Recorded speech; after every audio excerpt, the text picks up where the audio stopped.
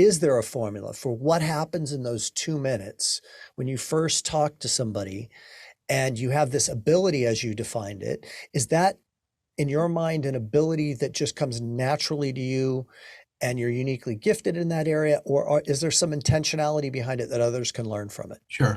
I think a combination of both. So the first thing is, um, I gave another fishing analogy. I like to deep sea fish. So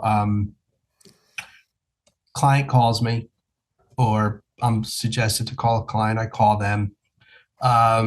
They all tell you they have a unique story, like we've never heard this before. So you give them 30 seconds, a minute, 3 minutes, you let them talk. You let them talk. So basically, certain fish I catch, the fish bites the bait and you let it run. You let it run, you let it run. Then, like, okay, it ran long enough. So then what I do is I set the hook. And at that point, I control the conversation. They talked enough. And now it's time for me to ask the questions because they kind of spelled out enough, and I take them through a process. It's the same questions I ask everybody, but I'm asked differently depending on what they say, but I take control. There was a hiatus. I did, when I first got out of graduate school, I was a commercial mortgage broker, and I went into being a commercial mortgage broker. It would be worse than coming into the mortgage industry now. It was in 1988. The RTC was, every commercial bank savings loan was failing. You would be better off joining the mortgage business today than that then. So then, and I saw my friends on Wall Street. If you look at the Wolf of Wall Street or Boiler Room, I was like, oh, I had a lot of friends doing that. I'm like, I'm going to go do that. I did it for 3 months and I hated it. Because I didn't believe in what I was doing. I didn't feel I was of value, and I felt I was lying to people. Did it teach you something about this taking control part, or did you develop that? Yes. Yeah, because that's such an important part that you're bringing up, that that's the common denominator of great originators, is that they all take control of the conversation, and the ones that aren't doing any business let the client lead them down into the, So I worked for this guy. His name is Alan Zaretsky. He was probably one of the best salesman I've ever met in my life. And what he said to me is that everybody likes to be told what to do. He goes, the CEO of a company, the doctor, the lawyer, the Indian chief, they are bossing around their subordinates. They're bossing around their wife, their husband, their kids all day long.